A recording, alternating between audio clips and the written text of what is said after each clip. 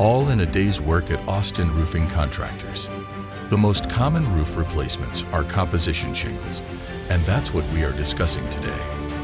But a good roof replacement isn't just about replacing the shingles. Many times, there are other issues that need to be addressed.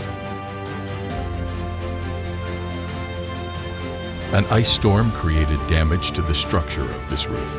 A large fascia along a rake edge had pulled dangerously loose by the electrical service line, hit by a falling tree limb during the ice storm.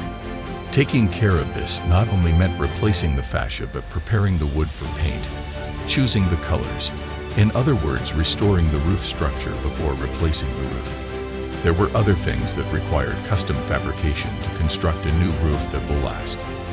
This all took place while most of the crew was removing the old roofing, checking for issues, and addressing them, making your home ready for the new roof. A new ridge opening has been cut and is now ready for the ridge vent installation.